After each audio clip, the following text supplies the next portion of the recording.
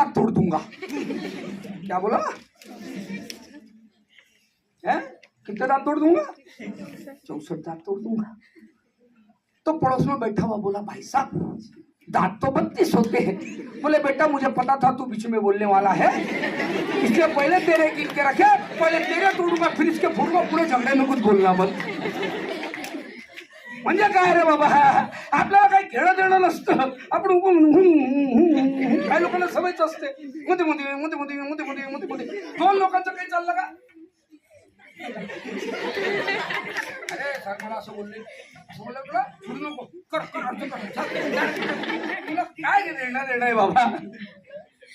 लक्षात घ्या, मी लोकांना एकच शिकवतो साहेब, माणसानं 4 तास बोललं पाहिजे। हे तुम्हाला कुठल्या मॅनेजमेंटच्या पुस्तकात सापडणार नाही। हे कोण म्हटलं माहितीये का तुम्हाला? 4 ठिकाणी माणसानं बोललं पाहिजे। 1, तुम्हाला कोणी विचारलं तर बोला।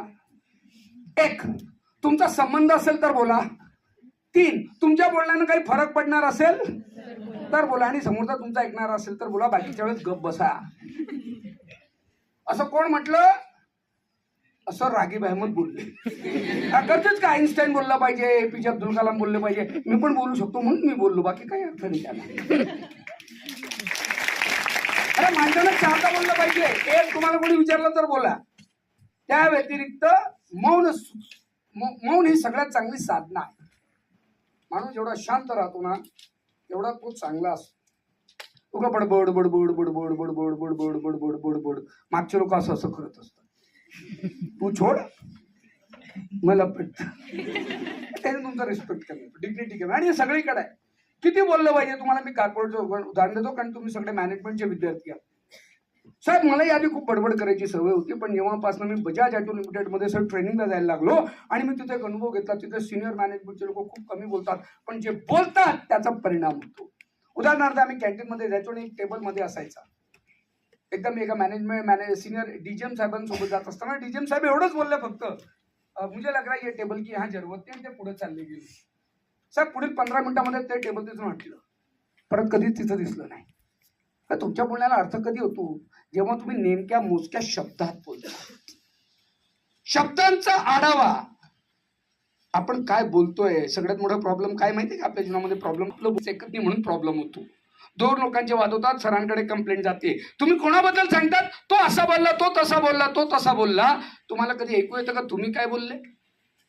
आणि म्हणून मी लोकांना म्हणतो, आपण काय बोलतो हे आपण आपले शब्द ऐकायला ज्या दिवशी शिकू, मैं 3 फॉर्मूला देता हूं, आप क्या सोचते हैं ये सोचो, आप क्या बोलते हैं ये सुनो, और आप क्या देखते हैं इसको समझो।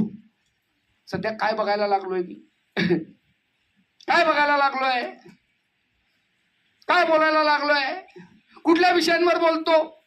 हो, मी मॅनेजमेंटचा विद्यार्थी आहे, मला का माझ्या भविष्याची चिंता असली पाहिजे। मी 1947 मध्ये काय झालं आणि 3000 वर्षाआधी काय झालं आणि 5000 वर्षाआधी काय झालं, हे आज चर्चा करून मला काही मिळणार आहे का? त्या तुम्हाला सांगतो, राहुरी विद्यापीठ आहे साहेब, तिथला एमपीएससीचे सगळ्यात जास्त विद्यार्थी असतात। ऍग्रिकल्चर युनिव्हर्सिटी राहुरी, एमपीएससी मध्ये सगळ्यात जास्त विद्यार्थी असतात, कारण तिथलं कल्चर तसं आहे। तिथं दर रविवारी जे सिनियर विद्यार्थी ते ज्युनियर विद्यार्थ्यांना एमपीएससीचं शिकवतात, आणि एक एन्व्हायरमेंट आहे, तिथली चर्चा एमपीएससीची होते। तिथं चर्चा ही असते, आपल्याकडे काय चर्चा आहे? ऐश्वर्याचं काय चाललंय, तिचा डिवोर्स होतो आहे का? अबे झालं तरी तुला भेटणार नाही, कशाला डोकं लावतो?